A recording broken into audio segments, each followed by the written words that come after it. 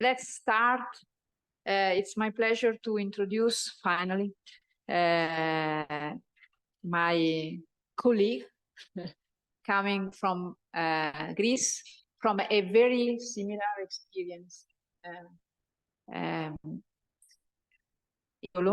Mountain University, Stella Yiannakopoulou. Sorry for my pronunciation, I'm sure it's wrong. And I give you the floor, and I'm sure it would be very, very interesting to listen to your experience and to share your experience. Thank you very much. Thank you very much. It's Anna Georgie, yes? Okay, this is now Georgie, this is my turn now. Okay, thank you very much. I'm very glad to be here. Thanks for being here. Alessia, can we please open the present about Mirc again? Thank you, Alessia. Okay, I come from... No, the other one about the Mirc, the smaller. I come from Thessaloniki, from Greece. And, okay, just give me 1 minute. Shall I do it? Okay. So before I will go on with my presentation today about the program, just a few things about the MIRC, the university from Thessaloniki, because you were not here 2 days ago. So just to introduce you.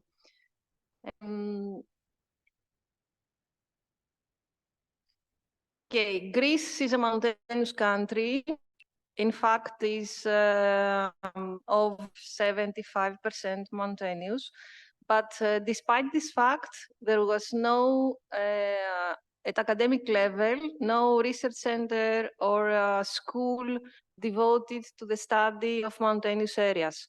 So the National Technical University of Athens, in 1993, they founded the Metsovio Interdisciplinary Research Center. So this is a research center that is based in Metsovo. I will show you later the map, and is devoted to research and study and education on mountainous areas in Greece, mainly. And in 2008, we started the MSc program, Environment and Development of Mountainous Areas. So it's an MSc program, a master's degree like this one here in Unimont. It's 1 year full-time.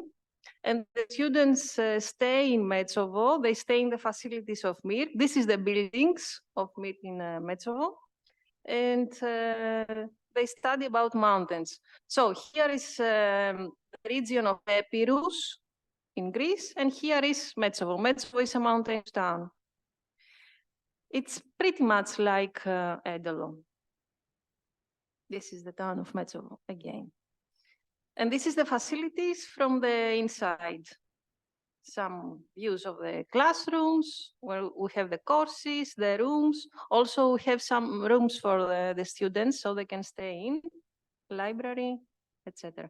So this is the courses. The program is divided in 2 semesters, the winter and the spring semester. And after they finish the courses, then they take on their diploma thesis. And what is new, as we say that the National Technical University is based in Athens, yes, but when we thought of creating a master's program for the mountains, we thought that it wouldn't be very wise to study for the mountains from a city. So that is why MIRC is located in Metsovo, in the heart of mountainous Greece. So as we say, we study about the mountains, we learn about the mountains, and we live in the mountains at the same time. So the students have the possibility to experience what they learn in practice, everyday practice. This is the goal. And we also have students from different disciplines. We have engineers, mainly architects, civil engineers, surveying, etc. But we also have agriculturists, we have economists. In some years, we had law students as the main background, or teachers. So what we do is to combine different disciplines, and we bring students to work together. And this has been proved very successful so far because, well, first of all, because the issues in mountainous areas are not restricted in one discipline. So we have to be interdisciplinary in order to deal with crucial issues. And some of the pictures, okay, the professors. So the students go out a lot and they explore the surrounding environment like we did yesterday. And of course, we enjoy being there, as you can see. So this is Mirk, very short. Sorry, Alea, can you... Okay. So as we said, yes, it's very similar to Unimont, and I hope we can collaborate in many ways. So now let's go to the presentation of PEAK, which is my main presentation today. PEAK is an Erasmus program that we undertook Mirk, and it started officially 2 years ago. The first idea for this program, it was initiated almost 3 years ago. Actually, the hiking, we started discussing with some colleagues of mine what are the main problems in mountain areas, and we decided that one of the most serious problems that mountain areas face is the depopulation, that they lose people. So we have to find ways to keep people in the mountains, and if we can, to attract more people to live in the mountains, and especially young people who would like to work and to live in some mountainous area. So then we started to discuss the idea a little bit more. We contacted some partners, and this is the team that was finally formed for the PEAK. So the team is Greece, of course, okay, the Mirk, Scotland, the University of Highlands and Islands. Also, this is the lead partner of the project. We have GAL Meridaunia from Italia. It's an organization that works on the rural and mountainous development of the area that is called Monti Dauni. Is based in Vino and in Lucera. Okay, it's central part of Italy, near Napoli. We also have partners from Ireland and North Ireland, some consulting organizations that are mostly work in issues related to training of people. And also Iceland, we have a partner who is a secondary school. They're very close to young people at the age of leaving school, going out to work. Now, a few things about entrepreneurship. First of all, the PEAK refers to small and medium-sized enterprises. We're not interested in large companies because these enterprises are those that are important for many reasons, and especially in mountain regions.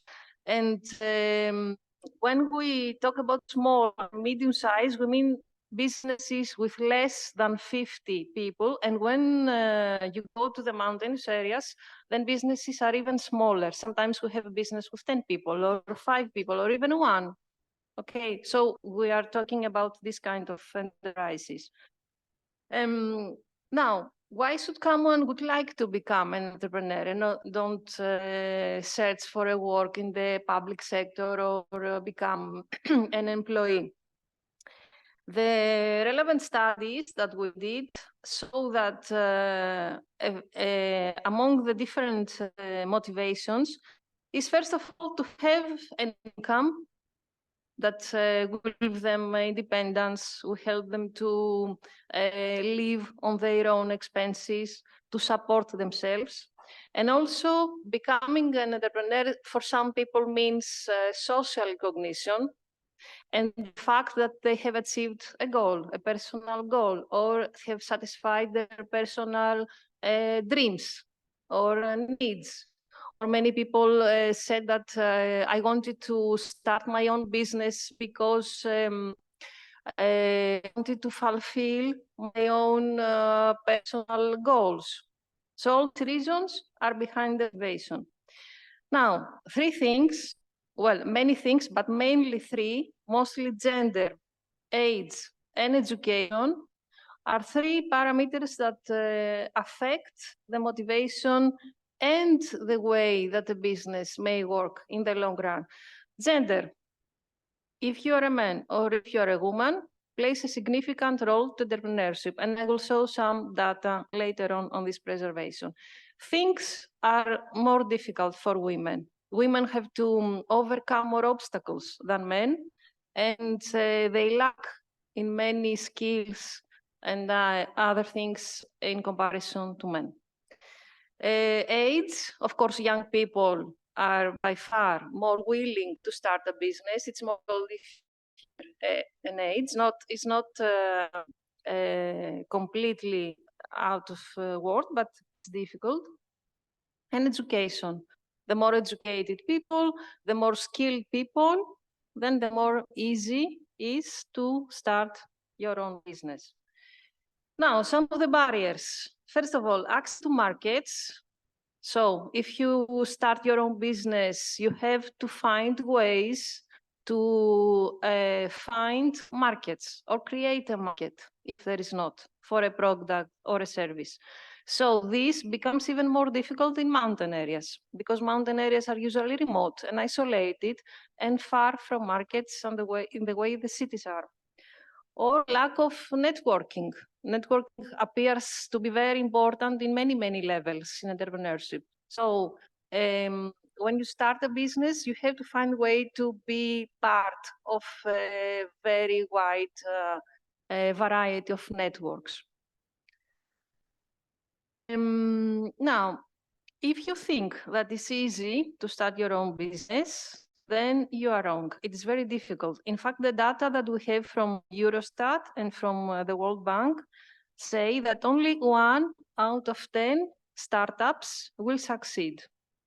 Also that 20% of startups will about to fail during the first year of their function.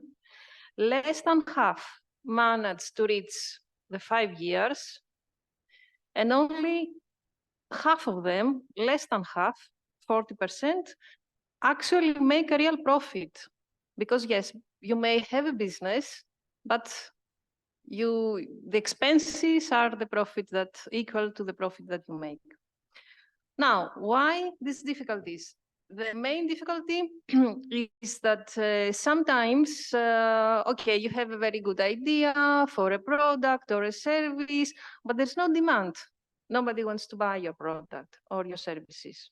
So good ideas doesn't mean that always can be transformed in business ideas. Or many people do not realize that in order to succeed, they have to follow certain steps.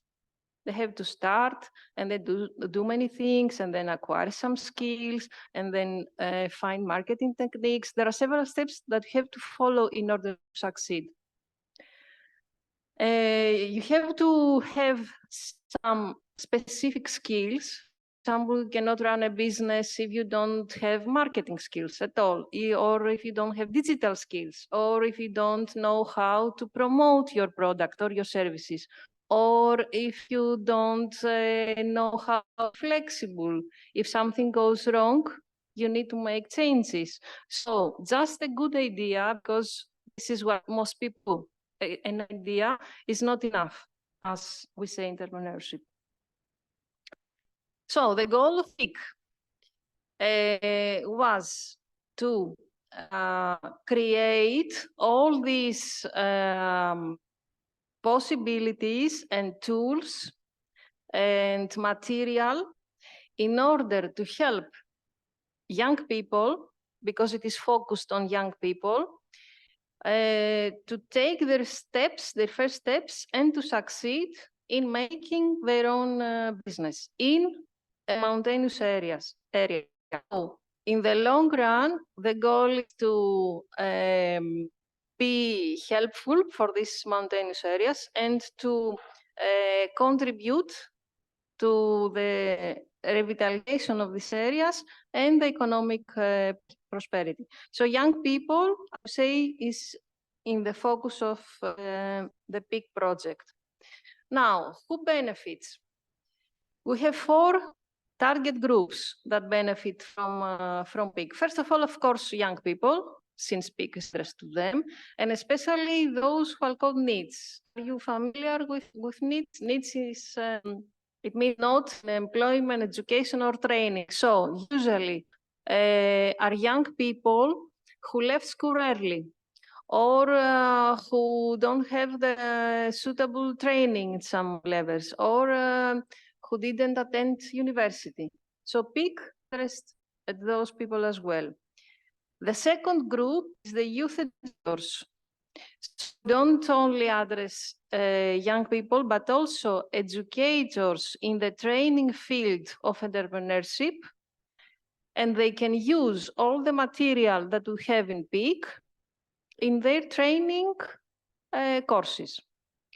The third group is, of course, the mountain communities in the long run, because if young people decide to stay in a mountain area or go back and start a business and live there, of course, in the long run, this is good for the local mountain communities. And the final group is the policy actors, the municipalities, the stakeholders, or those that are responsible for designing policies for mountain areas. So also these can make use of the material produced in PEAK and incorporate in the policies the results of our studies. Because many times, as we found out, there are policies, there are, for example, funding programs, but they do not correspond with the actual needs of young people. So it's like they don't exist. So we have to line the policies to the real needs of these people who live in these areas. So these are the 4 IOs, intellectual outputs, as we say in the projects. The first one refers to the resource. This is addressed mainly to education and stakeholders. The second is a combination of videos of young entrepreneurs. I will describe each one later in more details. The third one refers to open educational resources. Here we created some educational modules for young people and for the educators. And the fourth one refers to the VLEs. We created an online platform where all material is available, and all the young people willing to start a business, youth educators, policy designers, and everyone can connect in a network. The beginning for the resource pack, we started with research in all the relative papers and books and all the bibliography that exists around the issue of entrepreneurship in mountains, and also the issue that refers to women, because we create a module only for women and entrepreneurship, and I'll say later why. We collected data, policies, line documents, and all this material for all the partner countries. Yes, so someone can go through the material of PEAK and can find all this information about Greece, about Italy, Iceland, Ireland, Scotland, And then we translated everything in all the languages, so you can read it in Italian or English or in Greek.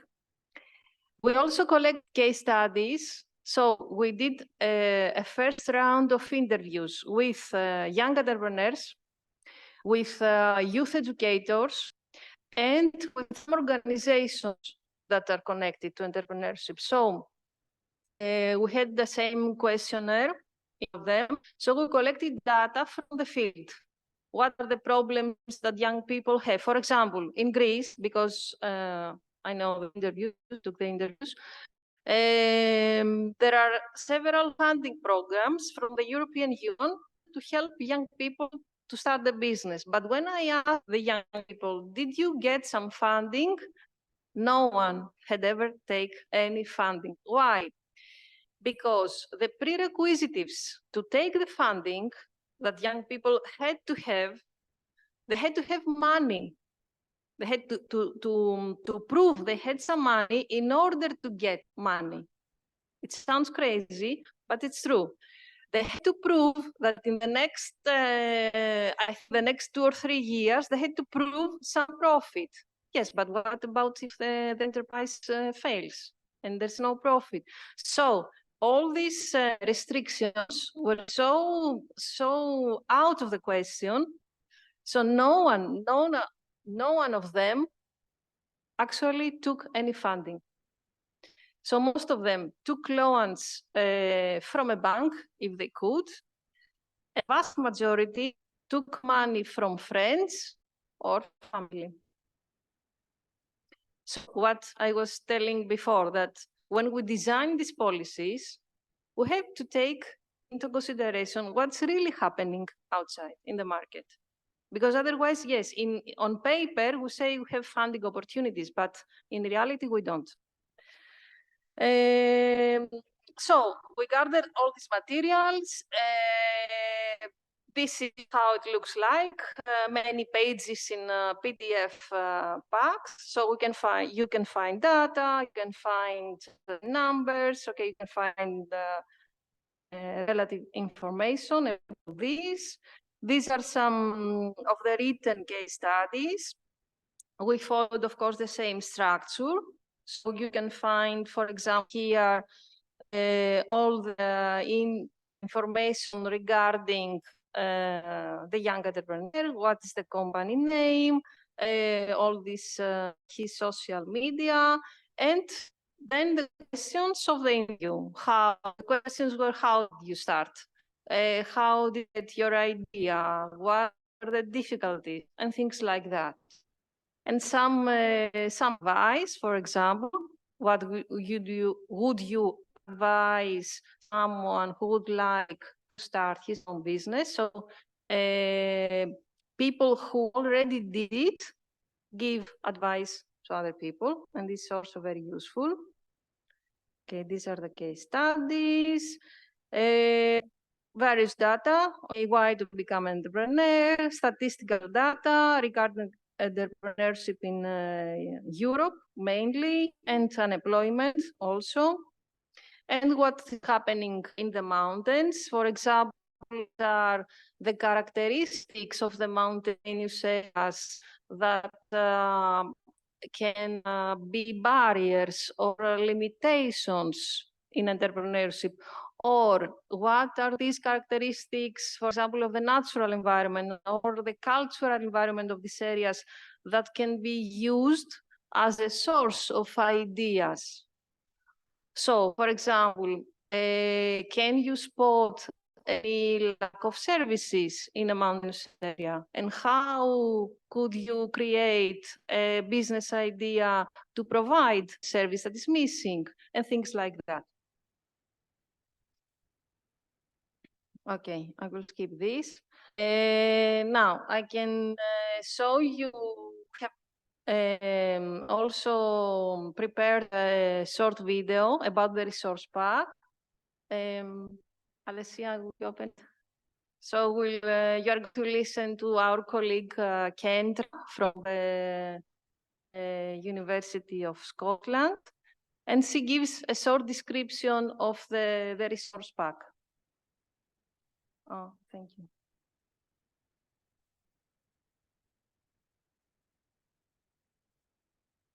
The resource pack, yes. Okay.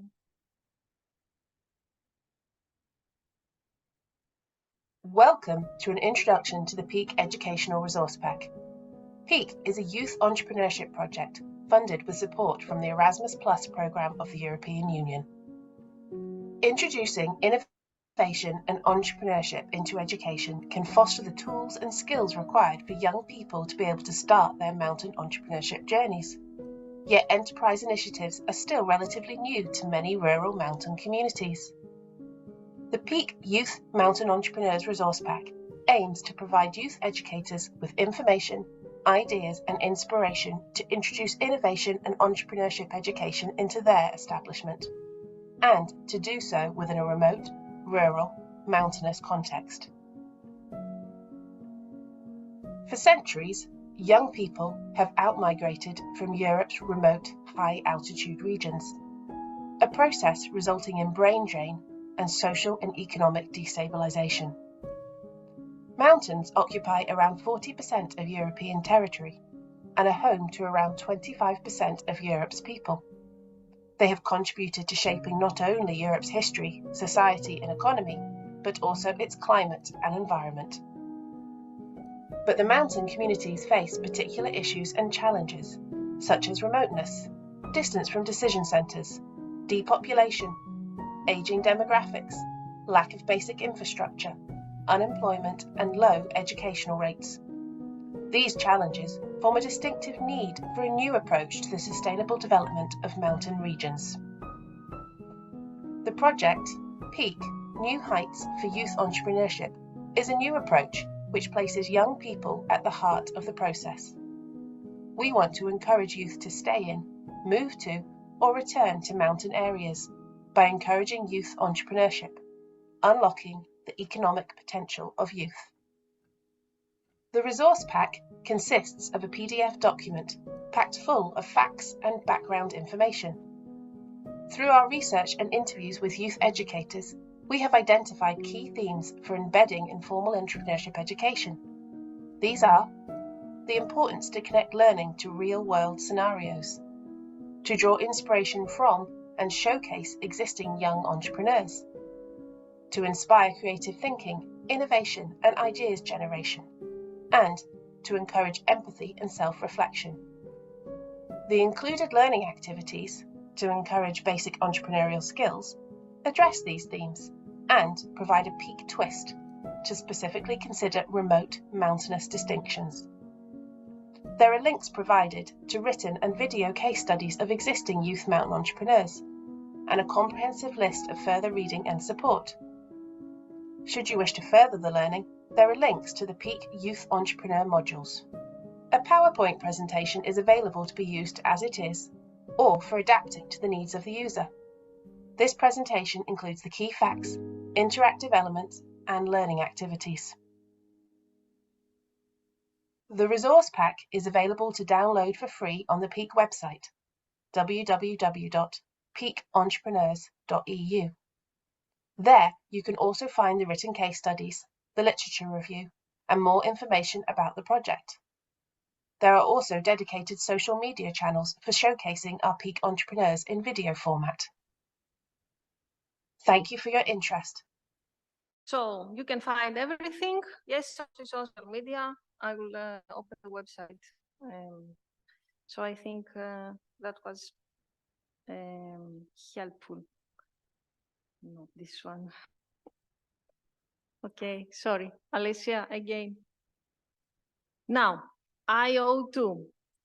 IO2 regards the videos. So what we did here was to ask young entrepreneurs, some of them, some of them were those that we took the interviews in the first round, but we also had some new people. So each one of the partners, we asked 6 young people who started their own business to create a short video and to send us the video. Of course, we gave them some questions. For example, we asked them to describe the initial idea, to describe the difficulties and how they overcame the difficulties, to describe all the financial planning of the business, to describe if they regret that they started a business or if the business is profitable after some years that they run it. And of course, what very good advice to someone. So we collected 30 videos in total, and all these videos, of course, are available. They are some of them in English, some of them in their native languages, but all have subtitles in the final uploading. And you can find all the videos in TikTok, YouTube, Instagram. We use the social media, I didn't say that, because young people usually find material through social media, yes, through TikTok, and even the modules are uploaded there. So it's more easy for someone to get to have access to the PIC material. So now I'm going to show you some videos because I think it's more interesting to hear young people talking themselves. So again, now I think I can do that. Yep. So we are in Italia. Let's start from one of our Italian.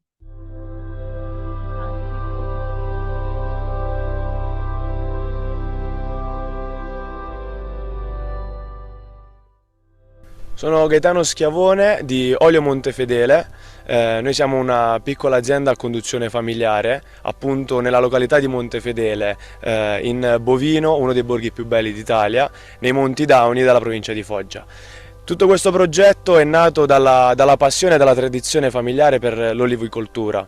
Abbiamo, diciamo, questa passione è stata tramandata da oltre 3 generazioni. Io sono il più piccolo della famiglia e l'idea e il progetto è quello di riscattare appunto questa zona, questo Montefedele che è pieno di uliveto ed è nato tutto per gioco. Sostanzialmente non c'era l'idea di creare un brand e appunto riuscire ad arrivare ad ottenere dei risultati. E soprattutto quello di cercare e valorizzare la qualità del posto. La nostra azienda olivicola è composta da circa 600 alberi, per la maggior parte tutti plurisecolari, e la maggior parte sono la varietà Ogliarola garganica, poi c'è l'Aleccino e abbiamo anche una piccola percentuale di Rotondella.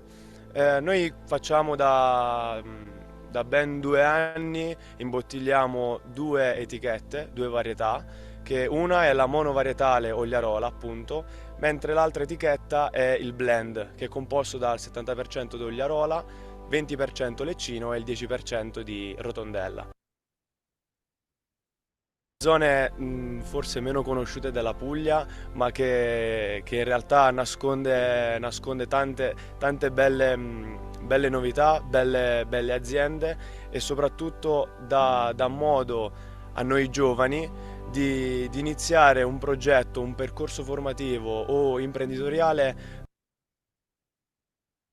La prima sfida che abbiamo riscontrato è stata quella proprio di far credere alle persone, che siano dei Monti Dauni o anche fuori la Puglia, fuori l'Italia a livello internazionale, di far conoscere e far capire la differenza che un olio extravergine non è uguale a un altro olio extravergine. Ci sono tante varietà in Italia, tante differenze tra varietà e varietà e soprattutto tante zone diversamente, cioè morfologicamente diverse una dall'altra. A creare delle degustazioni e anche magari soggiornare nella bellissima Montefedele e quindi niente, in futuro mi vedo così sotto gli uliveti a fare degustazioni. Salute. Alla salute! Salute.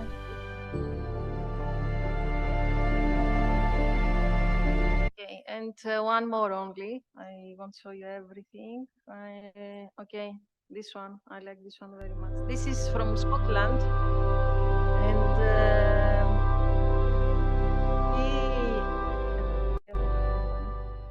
he makes chocolate.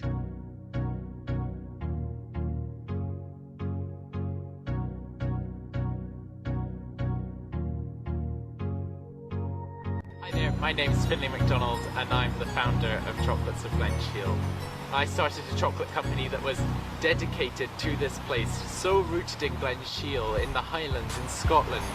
We use all sorts of different Scottish produce in our chocolates, and every single one of our chocolates is dedicated to showcasing something of Scotland.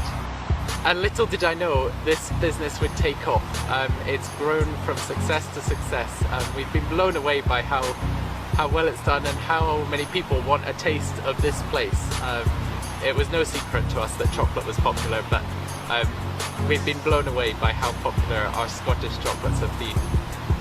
So when I set up the business, we managed to get a bargain static caravan and made it into this lovely wee cabin in Glen Shiel, just in my parents' garden. And it's done us so well. We ripped out all the nasty 60s interior that was inside and fitted it out to be a chocolate factory.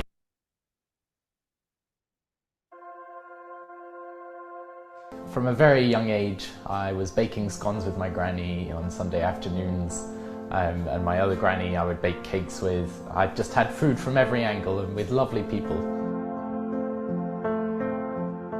At the age of 11, I learned how to make bread. So I decided in my first year of high school that I was going to start up a bread business.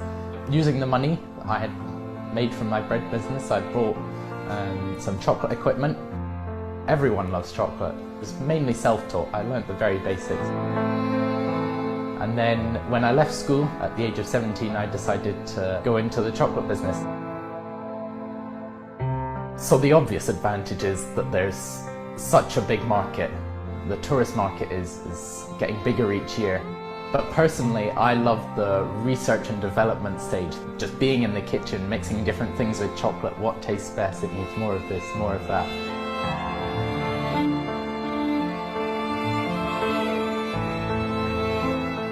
Highlands and Islands Enterprise have been wonderful and giving us a really good idea of planning ahead into the future and how we're going to be able to employ more young people from this area. One day I would love to start a trust or a foundation so we are able to use this money that we've earned to go back into the community and to support other people.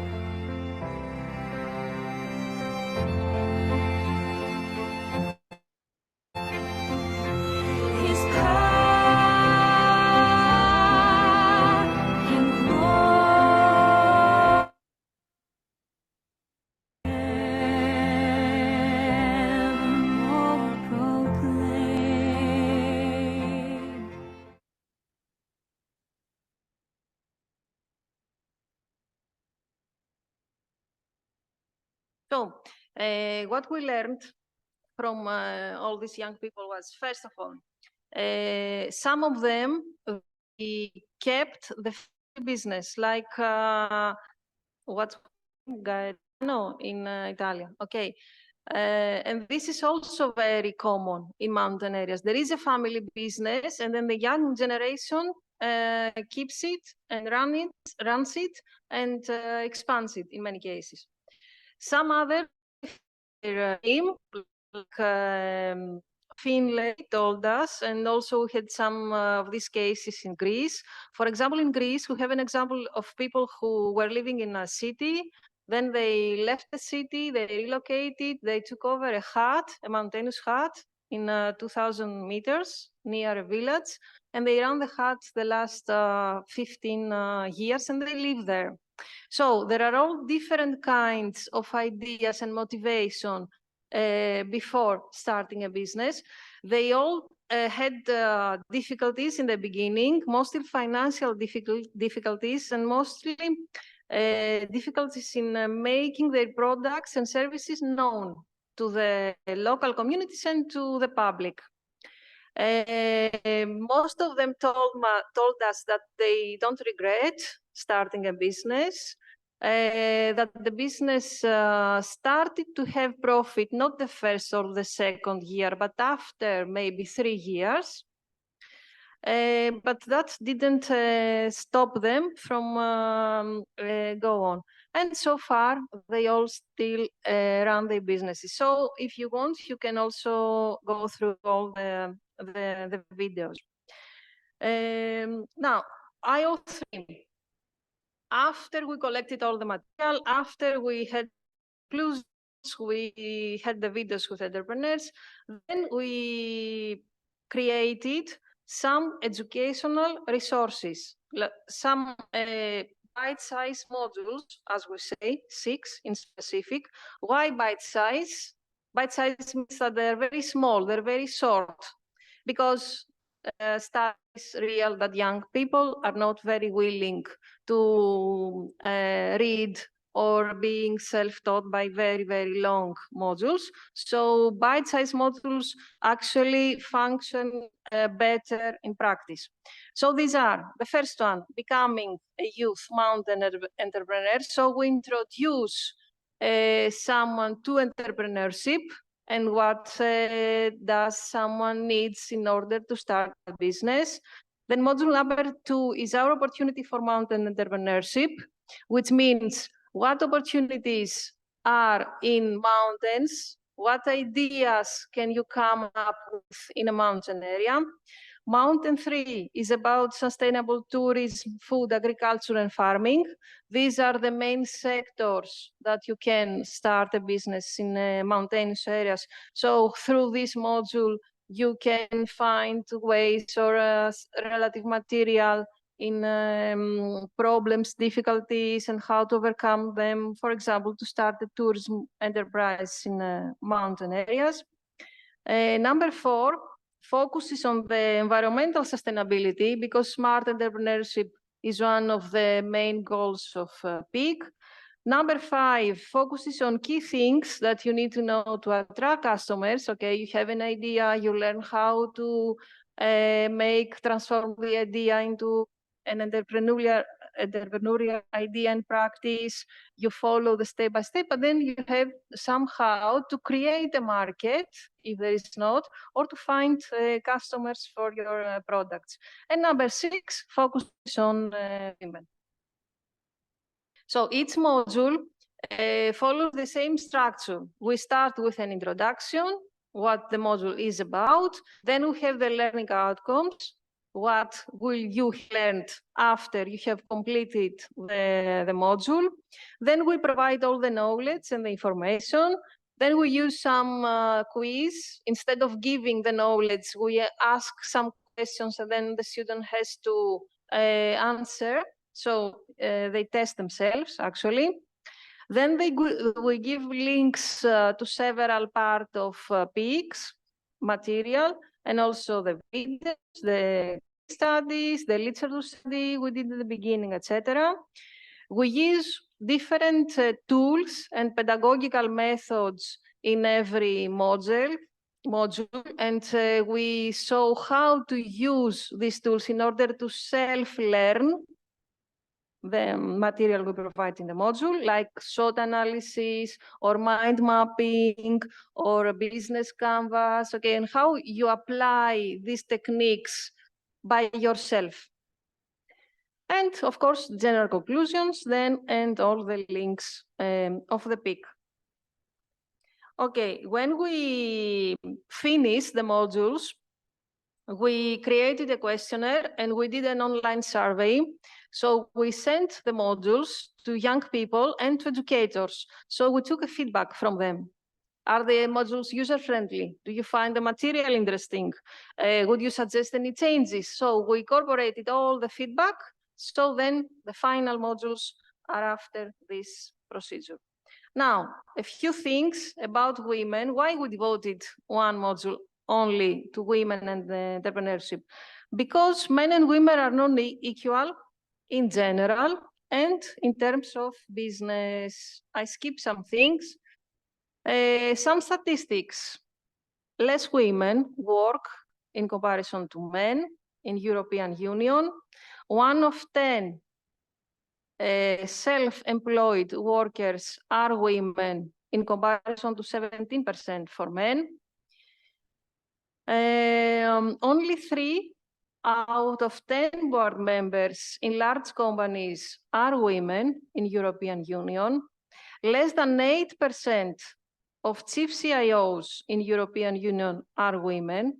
So very low percentages. As you see, women are not at the same rates as men represented in the working environments.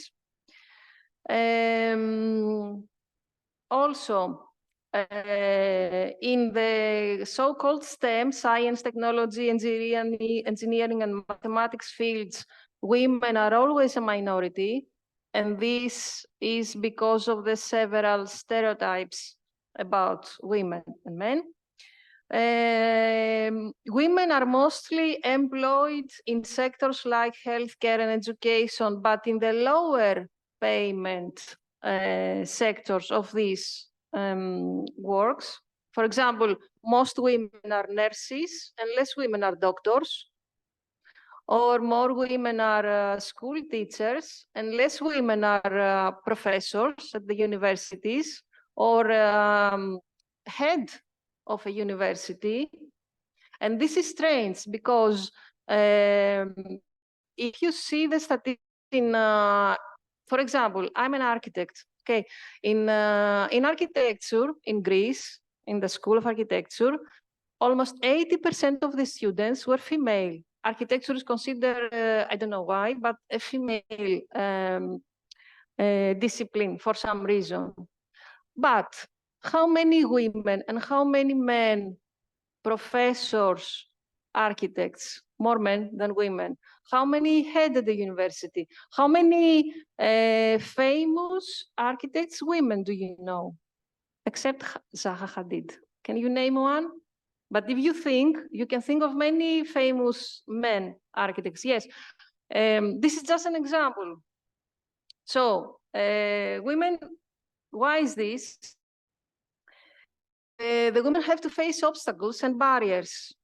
Some of these four are the most well-known. Work-life balance, which means the time you devote to work, the time you devote to all the other activities in your life. For example, when a woman is has a career, many people, if not only all people, will ask her, okay, how can you manage to have a career and a family at the same time, raise children? But this question is never asked to a man. We never ask a man, how are you going to have children if you have a career?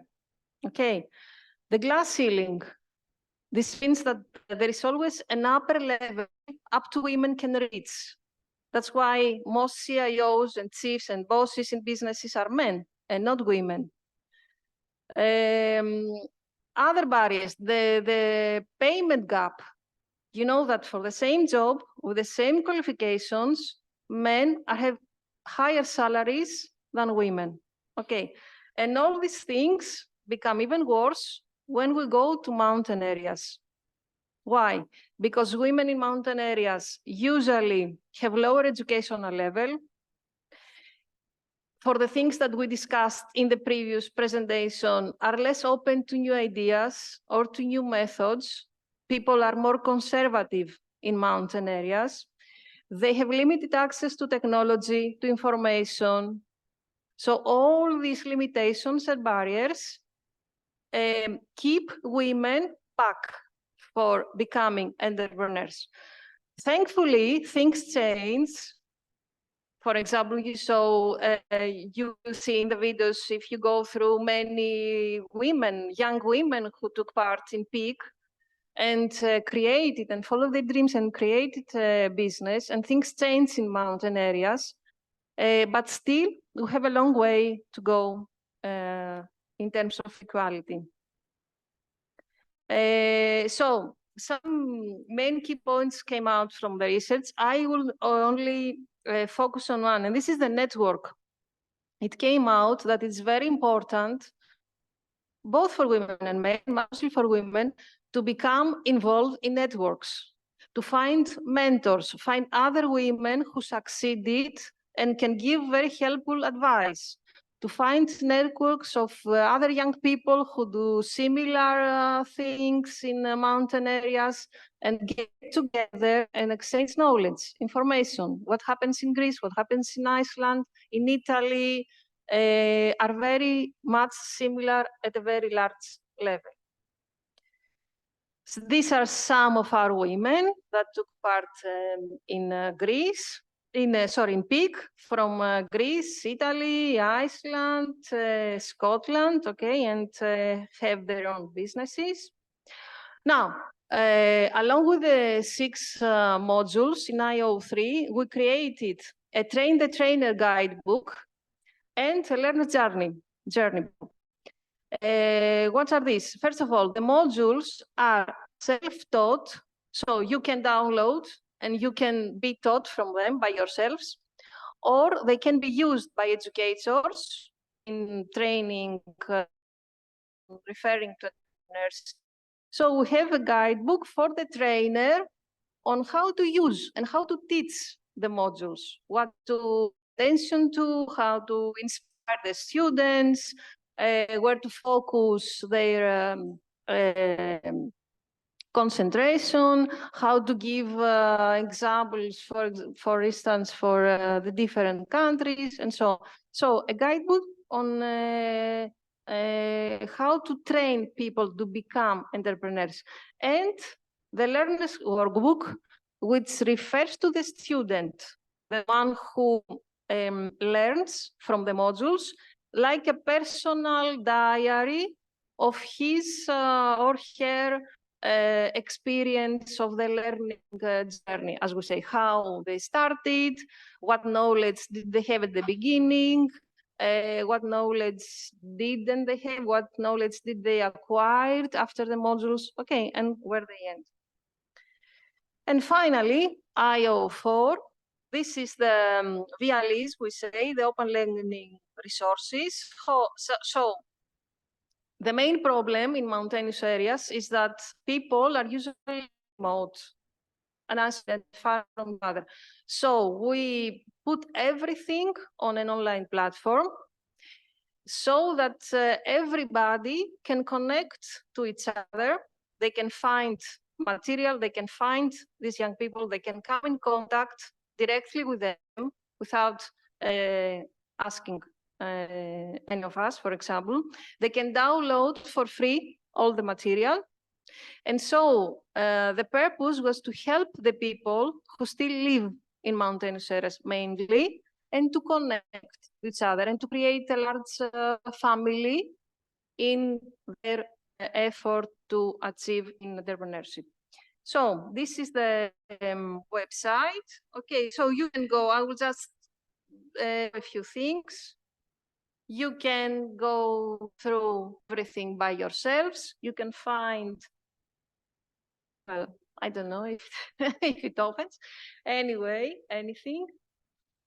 The peak was completed in July.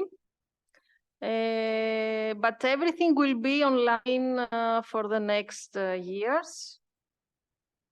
No.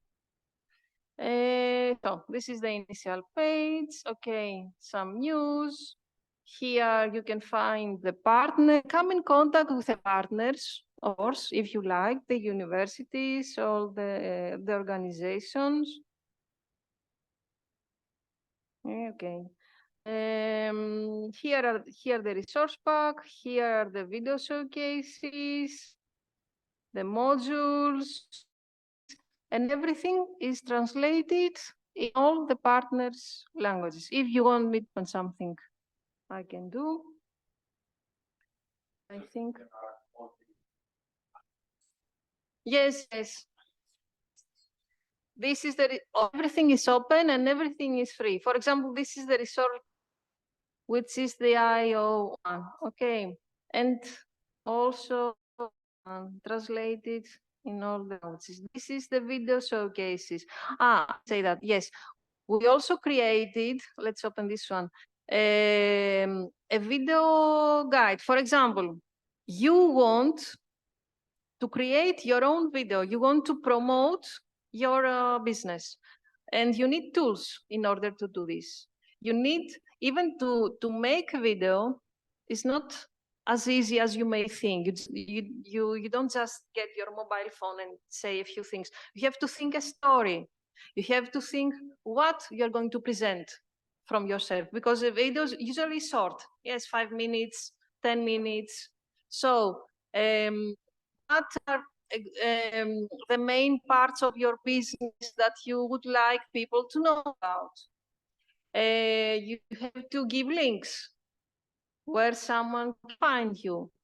So, marketing techniques, how you promote yourself and your business, how you reach to other people, not only in your country, not only in your area, in European countries. So everything is in this guide. And everything, again, you can go through, download everything, use everything if you want to. Promote it. I don't know. You can send links to people that maybe are interested. And this is, if you want me to say something else also, I can. Yes, yes. I wanted to ask if there are trained people to follow step by step a person that is beginning a business, and if there are which are the sectors in which they are following. For example, have you got somebody that is following persons for a business plan, and maybe someone for a more technical agricultural matters? Yes, we do that through the modules. If you open the modules one by one, I didn't open any of the modules because yes, but the... I mean, if there is a person that physically can, I don't know, you can meet a person that is helping you. With, you can meet with your own business. Yeah. Yes, you can come in contact with all the people that are involved in PIC. You can ask them anything you like, and you can meet them through Zoom if they're not in the same country. Yes, you can do that. They're all available. And you can find all relative information, you know, the websites, the social media of anyone. They're all available through PIC, yes. But if you follow the modules one by one, this is the procedure that you described, the step by step from the initial idea, how to come with an idea, how to overcome the difficulties, how to apply this in mountains, how to go with marketing, promotion, and everything. Okay, thank you. Any other questions?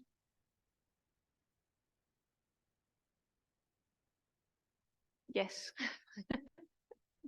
Stefano, I think in Unimont, you also had something with youth entrepreneurship, or not?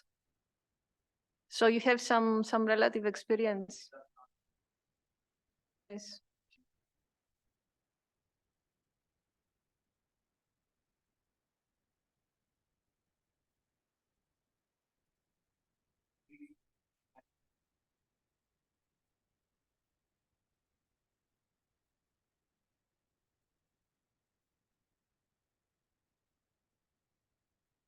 Mm-hmm. Okay.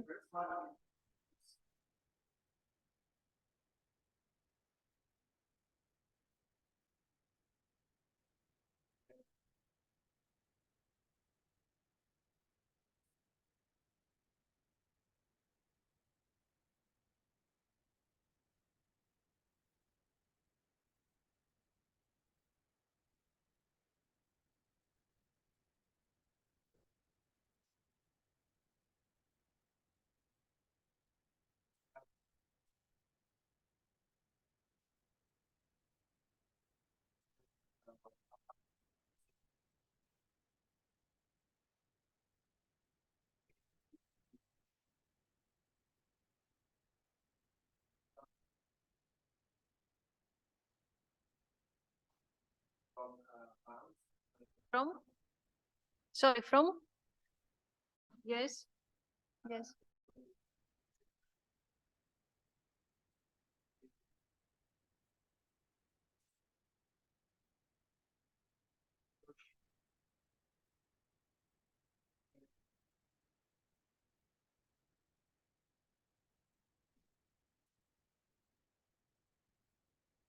Yes, thank you, Steph.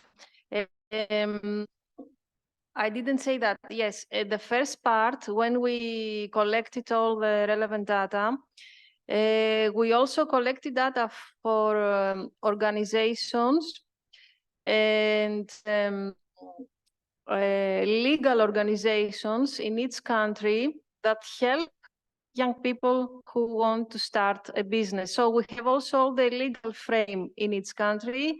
We have all the different funding opportunities that you find. So yes, you can contact them. You can find in the region that you are interested in, for example, in Greece, in the region of Epirus or of Thessaly, or because in different regions we have different prerequisites and different organizations. And also, in all of the countries, there are some organizations that help people, mentors, what you said. So we have also material on this. Yes, for example, in Greece, we have 3 or 4 of them are based in Athens, but you can contact them if you want. There are organizations focused only on women, and Women on Top is one of the organizations that took part also in the study and was in the interview phase. And this is an organization active, I think, for more than 10 years now, and they do a great job. And they have created a network for women. They provide mentorship for young women. They provide training programs. They have different mentors in different regions and in different disciplines. So you can, well, women can go and ask and find support and help in the first steps. And yes, we found many differences. In terms of equalities, gender equalities in entrepreneurship, Iceland is by far at the best rate of all the partner countries, and also UK, Scotland. Greece is the worst. Italy and Ireland, more or less the same. In terms of having access to funding, also, I think in UK, Scotland partners were better at this part. I think there are more funding opportunities for young entrepreneurs in Scotland. I'm not sure if it is the whole UK, but Scotland it is, and Ireland also. Iceland is not that good in terms of funding and of having so many organizations regarding entrepreneurship in, I mean, in mentoring and helping. And in Italy, there are some organizations like Galma Ridaunia, which are semi-public, semi-private. I mean, they are private organizations, but they use some public funds, mostly funds of the local municipalities and also from research programs. And they have many, many activities which actually help people in all these rural and mountainous areas to start a business. So they have many good case studies and practices from the field, and they also can act as mentors for young people. So yes, the differences, and usually the south of have many similarities, and we lag behind in many things in comparison to UK and Iceland in this case. Yeah. Yeah. These mentors give informations also about trying to get through bands for getting European funds, because I think not many entrepreneurs in Italy know how to get funds just with their own enterprise. And I think it is useful to have Yes. a training about getting public funds and European funds. Yeah, thanks. Also, yes, we have a list of all the organizations with funding opportunities. And yes, if you ask them, they will guide you step by step. They will tell you what the opportunities are, what type of funding you can get, how you can get. I mean, all the paperwork is needed in order to get the funding. In how many years, what you have to give back, all the details. So you can find the links, because we have links for all the organizations in BIG. You can just get in the web page of the organization and ask everything, or come in contact directly with these people in the country that you are interested in. So yes.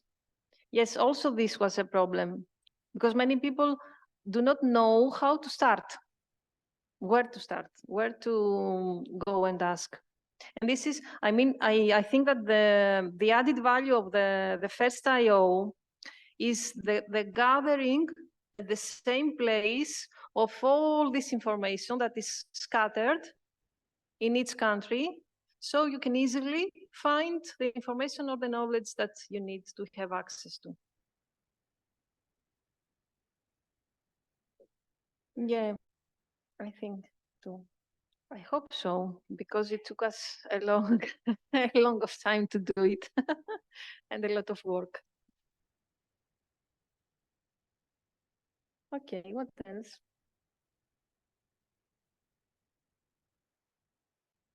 Okay, Hi. there are Any other questions? other Something- questions online too. Please yes. open the microphone and say your question. Okay, I have a question. We saw examples from people who work with food. Is there an example of that who people work with digital or other sector or other in other ways? Yes, you mean in PIC, yes. Digital, yes, we have a case study from Greece. He's a young man who opened a shop in Metsovo, and he sells anything that has to do with PC, tablets, and mobile phones, etc. And he also provides digital help, advice to anyone who can, digital services to all the surrounding area, because he's the only one there. We all have people who work in the tourism sector.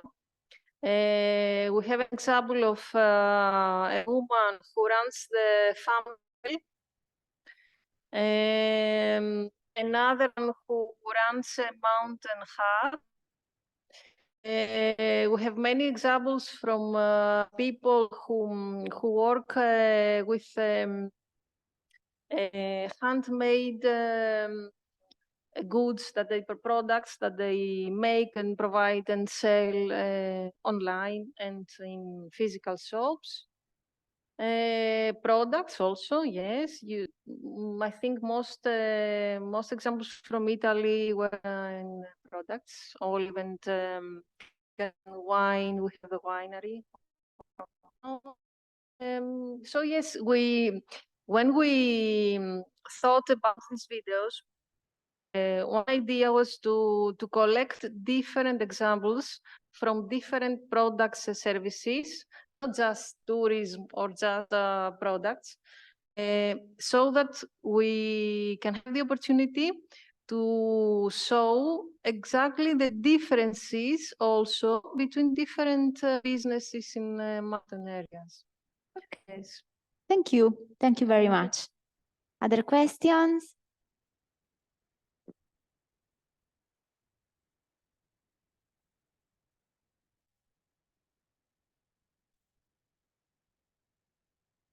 Just about Mirk and all the facilities in Mountain Pole. Have studies about social or economic impact of that since it started?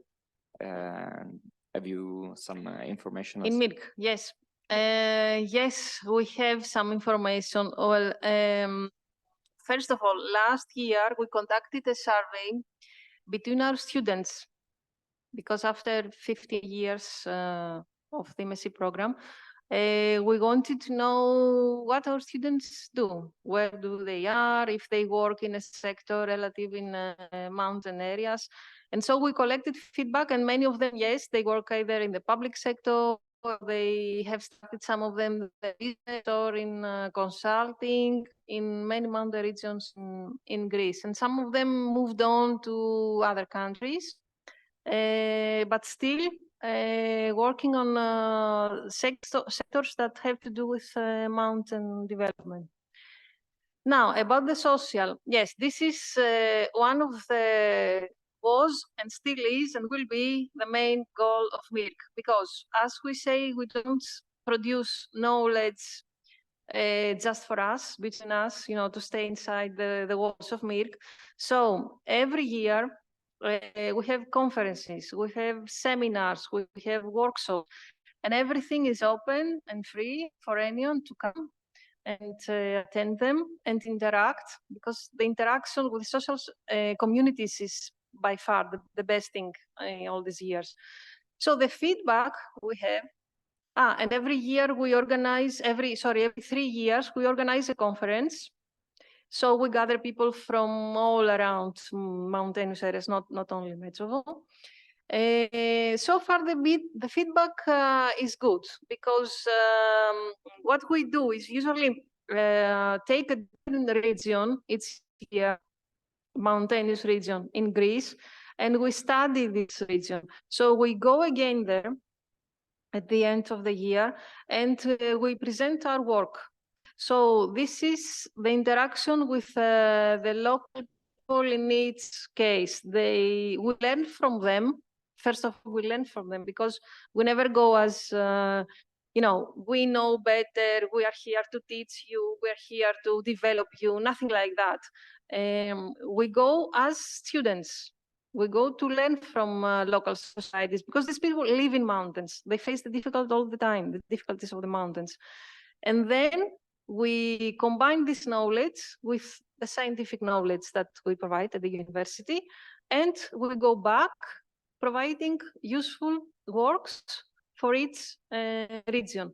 So the feedback, yes, is very good. So far, some people say that you came and you changed the way that we see things in our region. We change the way that they think sometimes. Because, you know, when you're in the problem, sometimes you cannot think out of the box or see some things that some other people can see. So in this part, we managed to be creative and to have a positive impact. And I hope that in the next year, this will be even more extended and more in more regions in Greece. Thank you. And how many students there then? So far, in total, we have. I wanted to ask how many are starting an enterprise after the start. Oh, I don't remember the statistics. Well, we have 15, more or less 15 students each year. So it's more than 100 so far. I think that the percentage of 30 to 40% work somewhere in relation to mountain areas and the studies. So let's say, I think less than half started a business.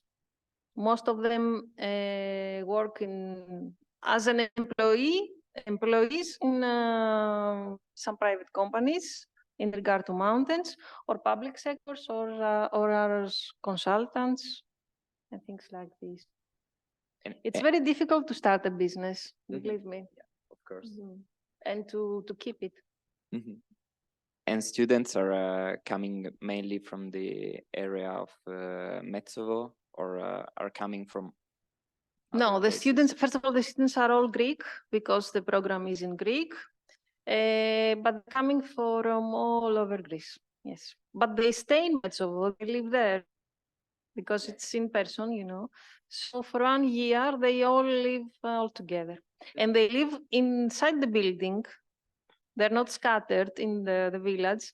So this is another experience because they don't only study together, but they live together, they sleep together, they cook together. So they interact for 1 year, each day, every day. And this is difficult because you bring together 15 people who don't know each other at the beginning. But also this has been successful so far, okay, apart from very few examples that we had some problems, but because they learn how to share and how to interact and how to share their space and their thoughts and their studies together. And this is, at the end, they say that this is by far a very interesting experience that they had in their lives before.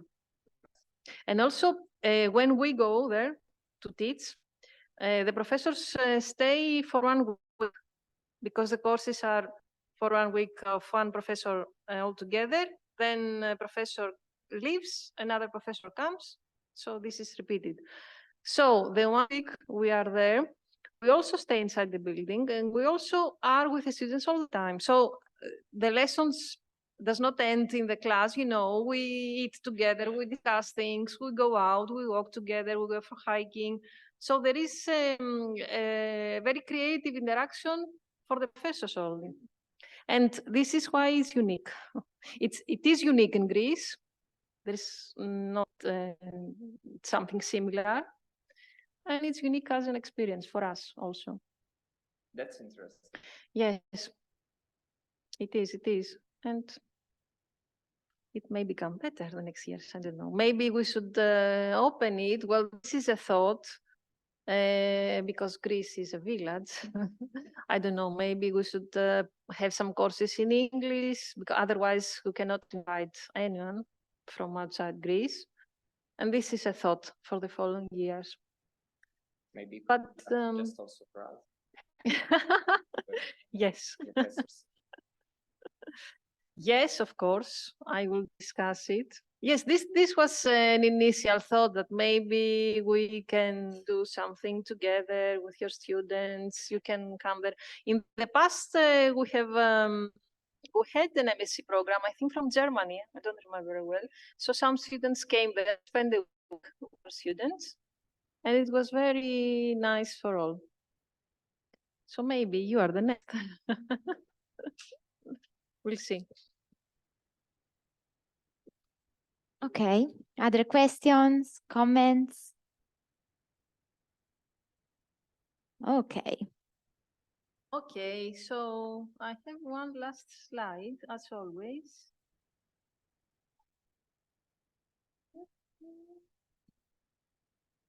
Thank you. Okay, this is the team of the PIC project. And it's the thank you in all the languages. So thank you very much for your attention and the discussion. I really enjoyed it. And go through everything. And if you want to ask me anything, I'm here. Thank you. Thank you. Thank you, Professor Giannakopoulou, for your presentation. And thank you for your participation online too. And goodbye and have a good evening. Thank you.